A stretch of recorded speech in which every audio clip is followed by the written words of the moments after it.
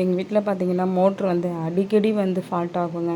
அது எப்படின்னா பார்த்தீங்கன்னா, மோட்ரு இறக்குவோம். ஆனால் பார்த்தீங்கன்னா தண்ணி வராது. கொஞ்ச நாளைக்கு மட்டும் தான் தண்ணி ஸ்பீடாக வரும். அப்புறம் பார்த்தா தண்ணி வராது. அதை வச்சு எப்படி கரெக்டாக பார்த்தீங்கன்னா, இந்த மாசல் பண்ணுற நேரத்தில் தான் பழி வாங்கும் மோட்ரு.